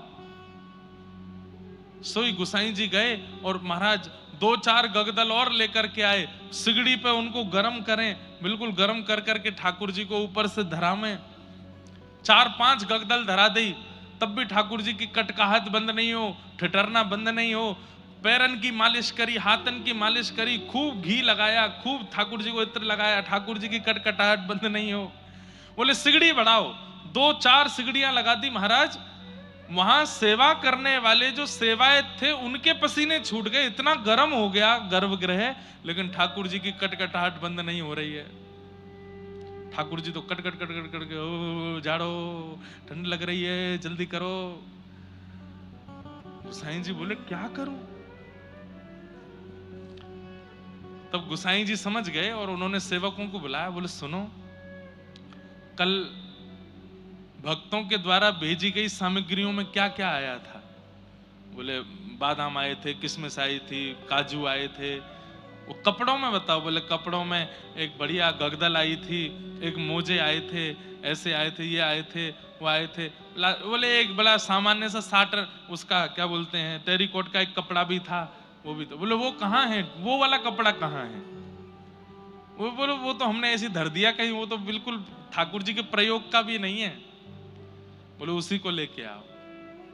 सेवक सब बोले ये कैसे, वो उस कपड़े से क्या होगा? बोले लेके तो आओ। कपड़ा लेकर के आए, छोटा सा कपड़ा। त्रिपुरदास जी ने केवल नियम पूरा किया, वस्त्र देने का छोटा सा कपड़ा भिजवाया था। गोसाई जी बोले ठाकुर जी की गगदल उतारो, ये 5-6 गगदल पहनाई, सब उतारो।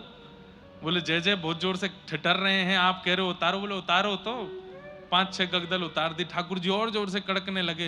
इतने में ही गोसाई जी ने वो सामान्य सा वस्त्र उसको ले जाकर के जैसे ही चरणों में धरा, धीरे धीरे धीरे ठाकुर जी की सारी सर्दी दूर रह गई।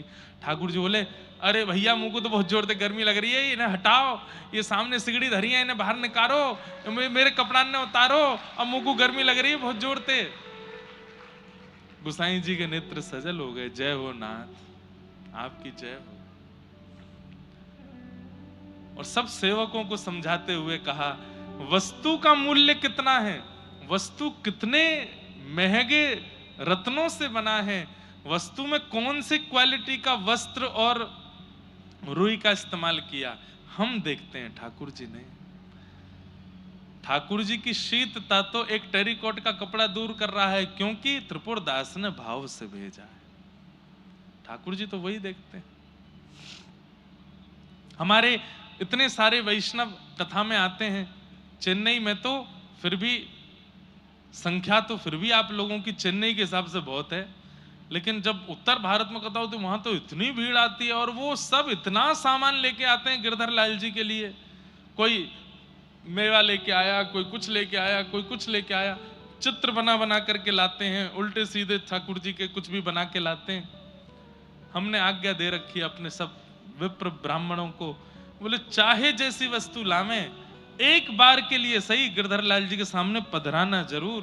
पता नहीं कौन सी वस्तु को किस भाव से वो स्वीकार करते हैं। हमने कई बार अनुभव किया है, कोई वस्तु लेकर के आया और ठाकुर जी के सामने नहीं पहुंची तो हमारे जीवन में कुछ ना कुछ उथल पुथल ठाकुर जी करते हैं। दारी के तेने मेरे काज वो नहीं दियो है, वो लेके आयो कोई। अरे छोटे छोटे बच्चे एक टॉफी भी दे देते हैं ना गिरधर लाल जी के लिए, नाम ले लेते हैं, तो वो टॉफी भी ठाकुर जी को प्रसाद तो नहीं लगाते, पर दूर से ही दिखा जरूर देते हैं, लो ठाकुर जी एक छोटी सी सखी ने ये और भेजो है आपके काजे।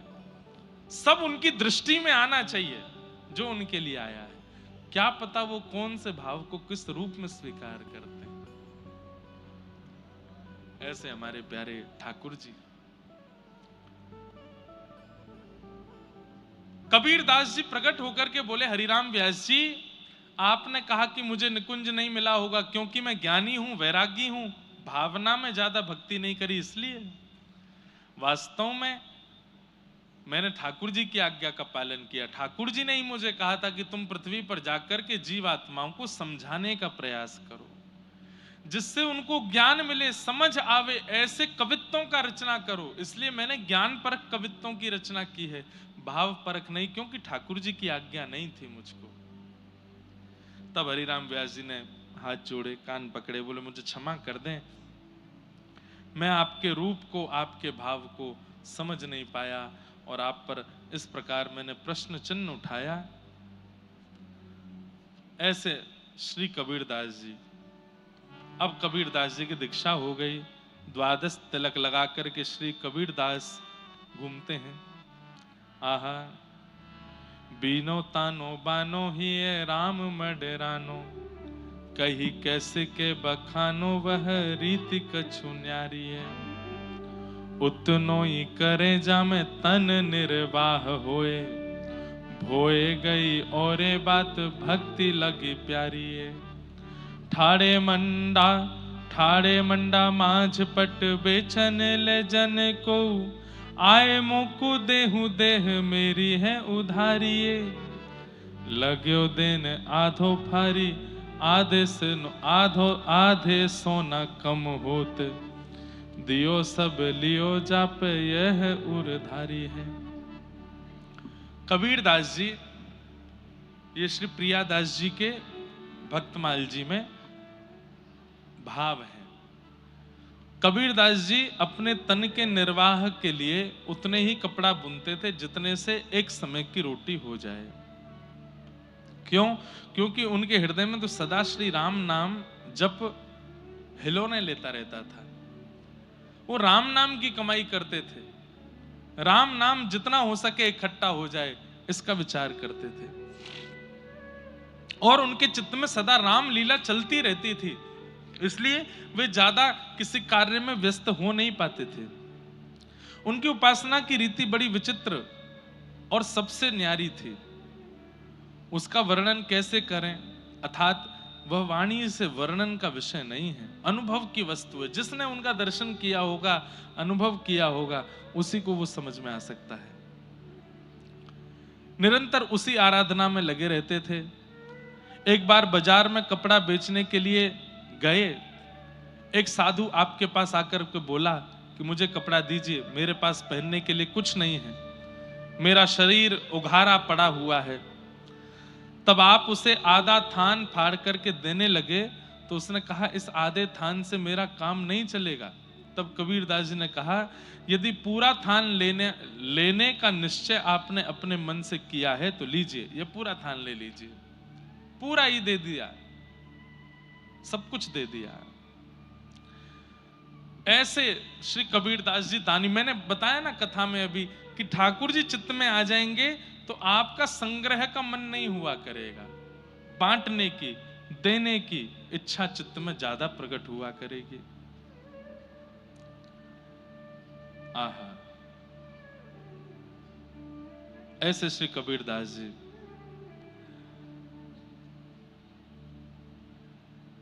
एक बार इनके घर में बड़ी तंगी आ गई धन की। लोग बाग इनके घर पे मांगने जांचने के लिए भी आने लगे, कहीं कहीं से थोड़ी बहुत उधारी थी। तो इन्होंने मन में विचार किया ये घर छोड़ करके कहीं और चले गए, और कैसे दें मैं? तो ठाकुर जी को बड़ी चिंता हुई। ठाकुर जी बोले भैया कबीरदास का हमको जितना भी कर्जा है ये उतारना है। तो कबीरदास जी धनी मानी तो नहीं है, पर इनको धनी मानी बनाना है। तो ठाकुर जी संग में शंकर जी को लेकर के, हनुमान जी को लेकर के, लक्ष्मण जी को, विभीषण जी को लेकर के, अपने अपने परिकर के सब लोगों को लेके, सबका रूप बदलवा करके बैलगाड़ी में खूब सारा धन धान्य लेकर के कबीरदास जी के यहां पहुंच गए। जैसे ही नगर में पहुंचे महाराज, नगर के सब लोग देखने लगे, बड़े बड़े सेठ साहूकार बैलगाड़ियों में धन धान्य लेकर के कहां जा रहे हैं। दो चार लोगों ने पूछा भैया कहां जा रहे हो? बोले कबीरदास के यहां जा रहे हैं। बोले कौन कबीरदास? अड़ोसी पड़ोसी भी जानने से इनकार करने लगे, मना करने लगे। बोले हम नहीं जानते कबीरदास को। कौन कबीरदास है? उससे हमारा कोई संबंध नहीं है। भक्ति का बंधुओं एक स्वरूप और है कि भक्ति जब जीवन में आती है तो कई लोग आपका त्याग अपने स्तर से कर देते हैं। वो आपसे संबंध बना। अभी तो ट्रेंडिंग में चल रही है ना सोशल मीडिया पे, इसलिए भक्ति सबको बढ़िया लगती है। पर जब ये सोशल मीडिया पर भी ट्रेंडिंग में नहीं थी तो कई बार कई लोग भक्त, घर में कोई भक्त बालक भी होता तो मेहमान आने पे बोलते तू कमरे में ही बंद रहियो, निकल के मत आइयो बाहर। तुझे देख करके सोचेंगे कोई बैरागी है इनके घर में। अभी तो भक्ति ट्रेंडिंग में है तो इसलिए फ्लो में लोग कर रहे हैं कि चलो तिलक लगा करके फोटो डालेंगे तो 200 लाइक ज्यादा आएंगे। आजकल इसलिए भक्ति हो रही है। अरे बड़ा विचित्र समय आया है महाराज। लेकिन हम कह रहे हैं इससे ही सही तिलक तो लगा रहे हैं, इससे ही सही काशी तो जा रहे हैं, बद्रीनाथ तो जा रहे हैं, वृंदावन तो जा रहे हैं, बरसाना तो जा रहे हैं। भले ट्रेंडिंग में आने के लिए जा रहे हैं, जा तो रहे हैं। एक बार श्री जी की दृष्टि पड़ गई तो क्या पता जीवन संवर जाए। कितने बालक ऐसे हैं जो ट्रेंडिंग में आकर के आजकल व्रजमंडल जा रहे हैं, पर किशोरी जी की कृपा से परिवर्तित हो जाते हैं, बदल जाते हैं।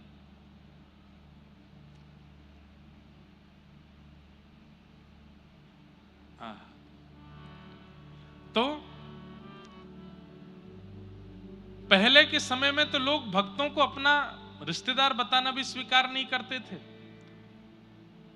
भगवान सब अपनी मंडली के साथ में पहुंच गए, रूप बदल करके खूब सारा धन धान्य छिपा करके बैलगाड़ियों में लेके गए, कपड़ों की परत से छिपा रखा है। जैसे ही पहुंचे जाकर, अरे भैया कोई कबीरदास का घर जानता है? सब बोले हम नहीं जानते। कौन कबीर, कौन कबीर, हमें नहीं पता। तब कबीरदास के घर के सामने जाकर के ही इन्होंने देखा, बोले यही है शायद कबीरदास का घर। सब लोग अपने गली गली में बाहर निकल के देख रहे हैं, बोले इतनी सारी बैलगाड़ियों में सामान कबीर के घर क्यों आया है? ठाकुर जी ने गेट खटखटाया तो कबीरदास जी की माता जी ने गेट खोला। बोले कौन है भैया आप? बोले हम सब कबीर के दास हैं, हम सब कबीर जी के दास हैं, उन्हीं की कृपा से हमारी सब रोजी रोटी चल रही है। उनका बहुत सारा धन हमारे पास था, वो देने के लिए आए हैं। बोले भैया कोई और कबीर होगा, हमारा कबीर किसी का स्वामी नहीं हो सकता, हमारा कबीर तो जगत का दास है, उसके दास कौन हो गए? बोले नहीं नहीं हम कबीर के दास हैं। बोले भैया कोई और कबीर होगा, हमारे यहाँ तो एक समय की रोटी बन जाए वही बहुत बड़ी बात है, इतना धन धान्य हमारे घर नहीं आ सकता। तो ठाकुर जी बोले आपका पुत्र ही कबीर है जिससे हमें मिलना है। बोले आपको कैसे पता कि मेरा ही पुत्र है? बोले अच्छा वो रामानंदाचार्य जी का शिष्य है। रामानंदाचार्य जी का शिष्य कबीर तो एक ही है, वो इनका बेटा ही है। इन्होंने कहा हाँ वो तो हमारा बेटा ही है। बोले बस उन्हीं के लिए धन धान्य लेके आए, आप स्वीकार करो। बैलगाड़ियों के ऊपर से जैसे ही वस्त्र हटाए महाराज, सोने चांदी हीरे जवाहरात रत्नों से भरी हुई बैलगाड़ियां देख करके सारे पड़ोसी आ गए और सब आकर के ठाकुर जी से बोले बचपन में हमारे संग खेलता था कबीर, हमारी थाली में ही भोजन करता था, मेरी माता जी के हाथ का निकला हुआ छाछ पीना तो उसको बहुत प्रिय लगता था, हमारा मित्र सखा है हमारा। कितने स्वार्थी जीव हैं। जब तक धन नहीं है धान्य नहीं है तो कौन कबीर, कहां का कबीर, कैसा कबीर हम नहीं जानते। पड़ोसियों ने भी इनकार कर दिया और जैसे ही पता चला इतनी बैलगाड़ियों का धन ये कबीरदास जी के लिए आया है तो सबने अपने संबंध बता दिए।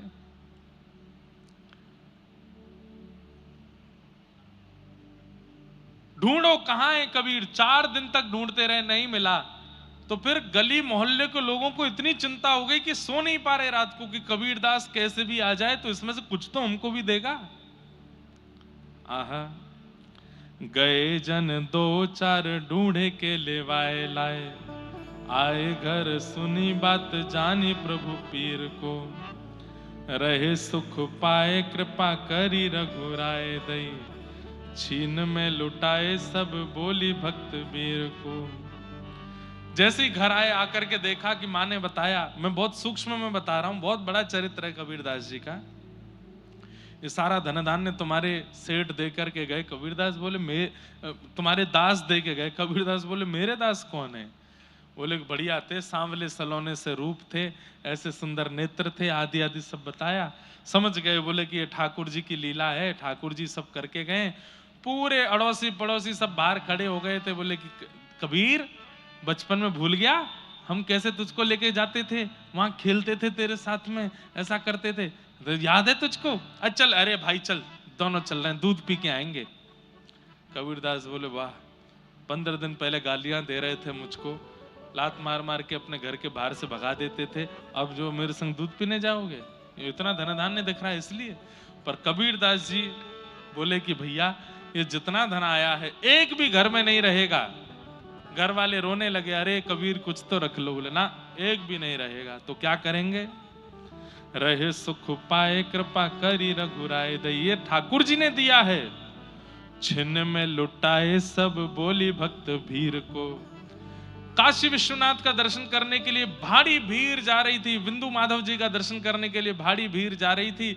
उस भीड़ के सैलाब में गए और जाकर के जितने सोने चांदी हीरे जवाहरात है सब लुटा दिए, उनको सब दे दिए। बोले ठाकुर जी ने दिया है भैया, बढ़िया सब धन धान्य लो, काशी में चकाचक आनंद करो। सबको बंटवाई दिए।